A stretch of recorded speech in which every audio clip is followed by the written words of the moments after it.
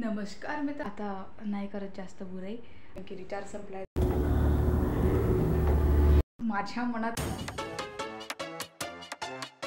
नमस्कार मित्रांनो, स्वागत आहे आपलं आजच्या एका नवीन व्हिडिओमध्ये। तुम्हाला थंबनेलमध्ये कळलंच असेल की आज मी काय करणार आहे। तर सर्वजण गावी गेले आहेत, मेन म्हणजे माझे सर्व रूममेट गावी गेले आहेत आणि माझे बॅचमेट पण। माझ्या मनात विचार आला की मी इथे राहतच आहे तर काहीतरी अर्थ तर बनला पाहिजे। तसे तर अर्थपूर्ण काम मी करतच आहे। म्हणलं की असं ब्लॉग बनवूया, कारण की रात्री पण मी एकटीच राहणार आहे।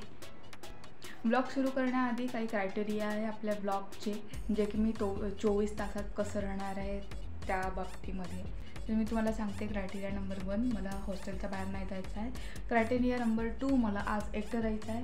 क्रायटेरिया नंबर 3, मला फोनचा यूज नाही करायचा आहे। ते मी करणारही नाही, कारण की रिचार्ज संपला आहे। तसेही 2 दिवसापासून मी ऑन नाहीच आहे। तर यात काही आहे नाही की फोनकडे माझं लक्ष जाईल आणि मला जे वाटतं मी ते करू शकते, फक्त फोन नाही बघू शकत। जसं की ड्रॉइंग, कविता लिहू शकते, ते करू शकते मी।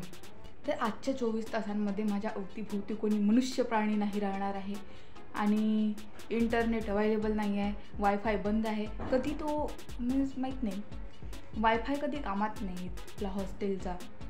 आता नाही करत जास्त बुराई आणि रात्रीचं तुम्हाला व्ह्यू दाखवेल मी की किती रूमांना लॉक लागले आहे, किती रूम खुले आहे, असं म्हणजे तुम्हाला कळेल की किती जण हॉस्टेलवर आहे आणि किती जण नाही। माझी दिवसाची सुरुवात कशी झाली मी तुम्हाला सुरुवातीपासून सांगते। माझ्यासाठी 24 तास वाया घालवणे हे काही मोठी गोष्ट नाही आहे, कारण की 24 तासांपैकी 12 तास तर मी झोपतेच। आणि आज मी 9 वाजे उठले, म्हणजे माझा नाश्ता मिस झाला आहे। आता मला नाश्ता करायचा आहे, ते मी तुम्हाला माझ्या स्टाईलमध्ये सांगते कसं करायचं। तुम्हाला जर निंबू आवडत असेल तर तुम्हाला हा प्रकार खूपच आवडेल। काल पण मी एकटीच होते। आता तुम्हाला दाखवते माझी रूम। एक गावी गेली आहे, दुसरी गावी गेली आहे आणि तिसरी ही गावी गेली आहे आणि मी इथं आहे एकटी। हा जो आहे माझा बेड। हे सिंपल काम आहे, तुम्हाला दिसलं पाहिजे म्हणून मी तिकडनं इकडे आले। आपला चिवडा घ्यायचा, मला तर मुळमुळाचा प्रिफर करा तरी मस्त वाटेल।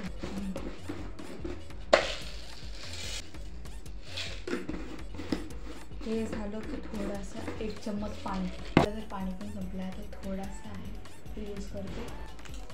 तुम्हाला जलजिरा हवं असणार आहे, जलजिरा एवढ्यासाठी एवढाच घेते। मग याच्यावर पाणी टाकायचं, फिर मिक्स करून इथं मिक्स करा।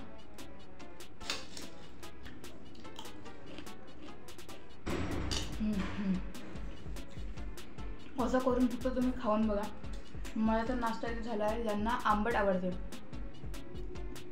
पहिले खाऊन टाकते आणि मग बोलले, ज्यांना आंबट आवडते त्यांना हे खूपच आवडणार। मी प्रत्येकदा करते अशी, आणि जलजिरेचा स्टॉक माझ्याकडे भरभरून असते। चला तर मग तुम्ही हे ट्राय करून बघा, नक्की तुम्हाला आवडेल आणि मग सांगा। आता एक झाला माझा, एक टास्क झालं। आज खूप बोलणार आहोत आपण। माझा नाश्ता झाला आहे, 11 वाजून 15 मिनटं झाली। 12-12:30ला माझं जेवण चालू होईल, तर मी जेवण करायला जाईल। त्याच्या आधी तर आता झोपू नाही शकत, कारण की क्रायटेरिया एक सांगायला विसरली, जास्त झोपणार नाही मी, नाहीतर झोपेल तर मग आहेच का 24 तासमध्ये। मेरा बस चले तो मैं 24 घंटे सो सकती हूँ। तर आता मी आपल्या विशाल बुद्धीनं प्रयत्न करते काहीतरी लिहायचं। माझी डायरी आता मी लिहिते।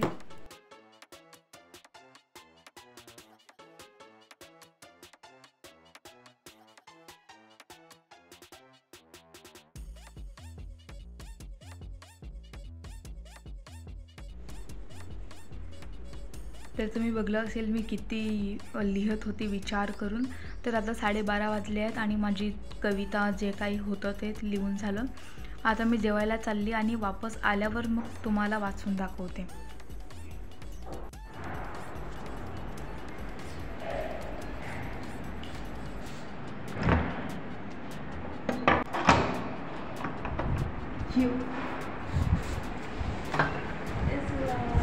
ठीक है। बोल ना. एक प्रॉब्लेम आहे यार. बघ आता माझे मी परेड म्हणजे उद्या आज माझा पेपर आहे म्हणून बरं देऊन डायरेक्ट घरी जाऊ का असं नाम जाऊ दे का. जेवण झालंय आताच. माझी एक बॅचमेट होती हॉस्टेलवर, एक, आता ती पण जाऊन राहिली. मी त्यासाठी खूप आनंदी आहे. वाव. तिचा जो कालचा काम होता तो कॅन्सल झाला म्हणून ती आजच जाऊन राहिली पेपर देऊन. छान आहे.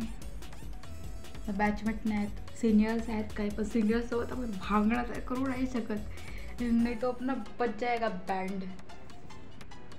खिडकी लावते आधी कारण की कूलर लावला तर आवाज नाही आहे आणि खिडकी लावली तर बाहेरचा आवाज आत येईल, त्यामुळे माझा आवाज तुम्हाला येणार नाही. बाहेरची गरम हवा आत येणार नाही आणि अंदरचा जो चांगला वातावरण आहे तो खराब होणार नाही. आता मी जे लिहिलं त्याच्याने वातावरण अनुकूल होते की कसं होते ते तुम्ही सांगा. तर आजचा टाईमपास आज मस्त होत आहे. म्हणजे जो वेळ पास होत आहे त्यालाही काही अर्थ आहे असं काही होत आहे. आज समजलं नसेल कारण की ते मलाच नाही समजलं. मी बोलून देते पण मलाच काही गोष्टी समजत नाही. तर मी जे लिहिलं आहे त्याचं शीर्षक व्हायचं आहे. त्याचं शीर्षक अजून माझ्या दिमागमध्ये आलं नाही की काय लिहू ते. डायरेक्ट मी तुम्हाला वाचून दाखवते, कशी जमली ते सांगा. आणि याच्यावर शीर्षक आधी तर हेडलाईन लिहायला पाहिजे ना, पण मी आधी पूर्ण कविता लिहून टाकते.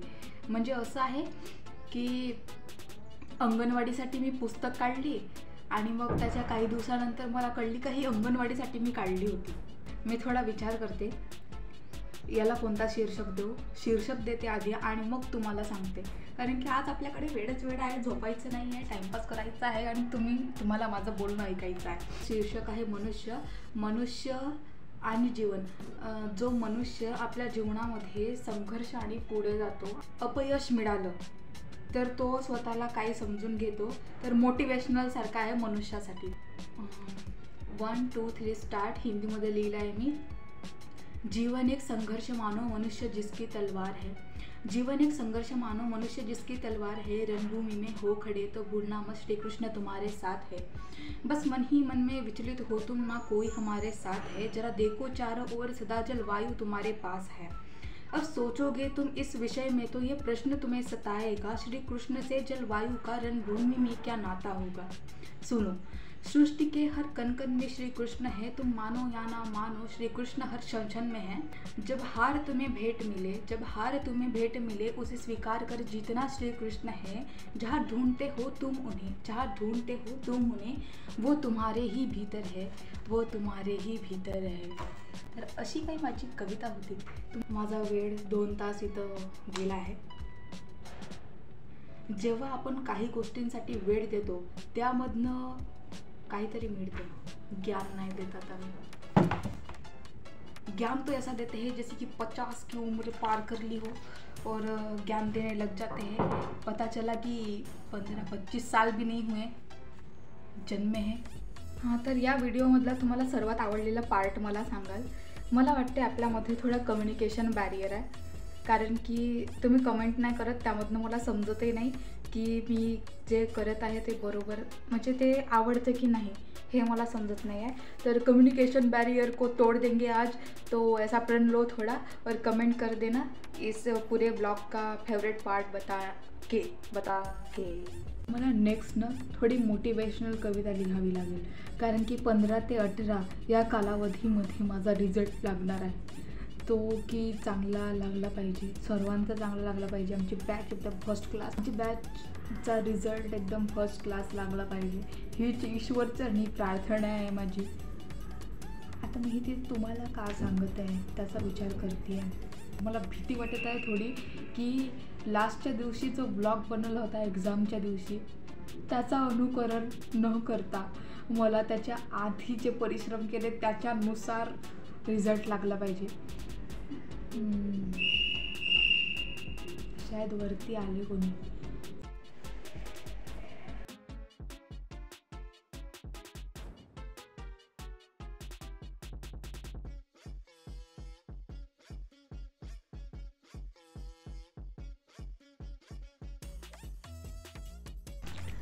इथं काही बरोबर दिसत नाही आहे.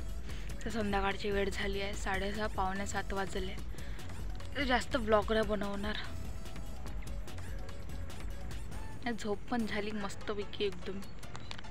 झोप एकदम सुंदर असते. बाकी सर्व काही गोष्टी वाईट झाल्या तरी झोप सुंदर राहिली पाहिजे. चला मग डायरेक्ट मी जेवण झाल्यावर मिळते तुम्हाला. तर माझं जेवण झालं आणि मी फिरत आहे. आता तर जाणारच नाही, अर्धा तास इथंच फिरत राहते. म्हणजे कसा तरी टाईम गेला पाहिजे याच दिशेने मी जात आहे. सकाळपासून आतापर्यंत मला एकही कॉल आलेला नाही. मी आता पण वाट बघत आहे. मजून माणसाला 2 कॉल येतात, एक ताईचा आणि एक खर्चांचा. ते पण घरी छोटा गेला आहे. अब मोटे को कौन ही याद करेगा, आप ही बताओ. जब छोटा घर में हो तो मोटे को कौन ही याद करेगा. मी अर्धा तास बाहेर होती. मस्त मौसम आहे आजचा मौसम खूप सुंदर आहे. अजून काय आहे ते, मेसमध्ये फोन अलाउड नाही आहे म्हणून काय व्हिडिओ काढू शकत नाही. आणि खाली फिरताना फोन बघता येत नाही. बघितले कसे रिचार्ज नाही, तरी पण जर सिनियर समोर आले तर खाली ठेवावं लागते. आता तर मी ड्रॉइंग करेल. जी माझी कालची पेंटिंग होती ती अर्धवट राहिलेली आहे. आज तिला कंप्लीट करायचं आहे आणि मग रिचार्ज झाल्यावर मी स्टोरी टाकेल. एवढी झाली आहे, अजून कंप्लीट व्हायची आहे.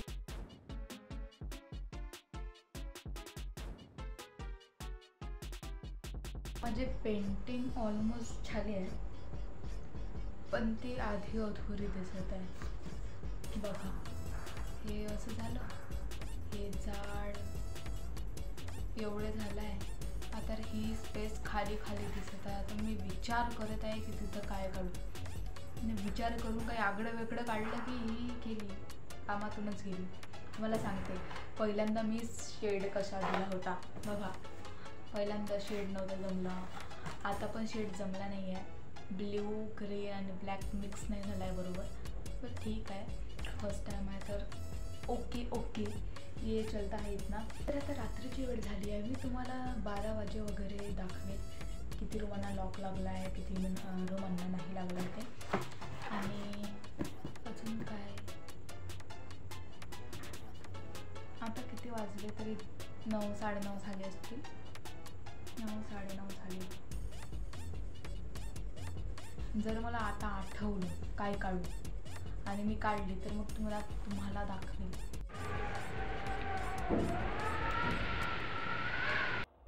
अनजानी है कोई ये गुमराह का रास्ता, मुस्कान झूठी है. थांबा तुम्ही काहीतरी बघला. आता मला काहीतरी दिसलं आहे, तर मी पटपट व्हिडिओ काढते आणि आपल्या रूममध्ये जाते. मला भीती वाटत आहे.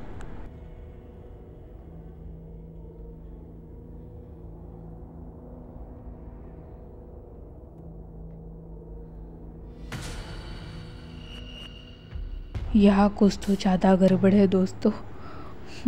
मला भीती वाटत आहे. तर आता मी माझ्या रूममध्ये चालली. बघू काय होते तर रात्री. तसं बाहेरून असं दिसत आहे.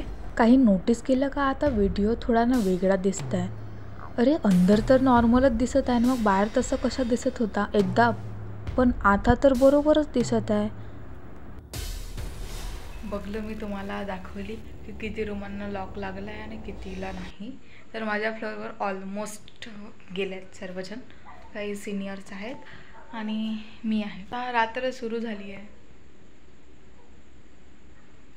बाहेरून आवाज येत आहेत. आता बघते, मला भीती वाटते की नाही.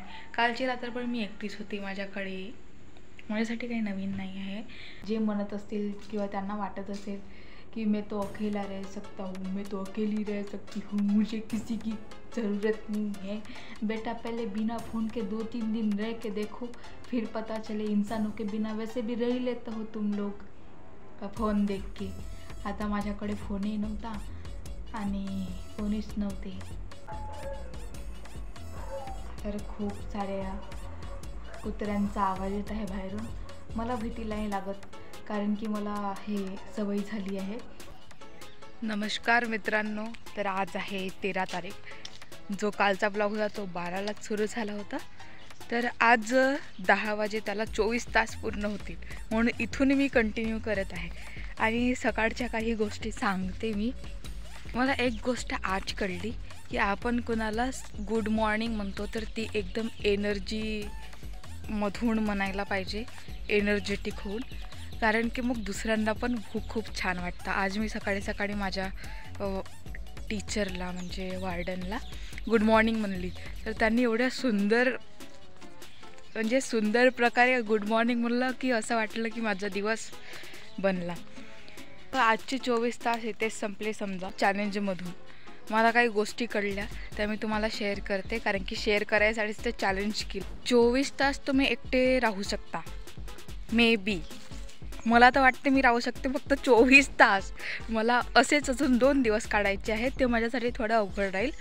मी कशामुळे राहू शकले, मी ड्रॉइंग आणि ते कविता लिहिली, त्याच्यामध्ये माझा वेळ गेला. जर तुमच्याकडे इंटरनेट नसेल, जर तुम्ही कॉल नाही करत आहात, कुणाची कॉल नाही येत आहेत, तर तुमचा वेळ तेवढाच कमी जाईल आणि तेवढाच तुम्हाला बोर होईल. मला या सर्वांमधून फक्त एकच गोष्ट नाही आवडली, कारण की मेसमध्ये म्हणजे माझे बॅचमेट नाही आहेत, तर मेसमध्ये मला एकटं जेवावं लागते आणि एकटं नाश्ता करायचं होतं. तर ते गोष्ट माझ्यासाठी खूप अवघड होती.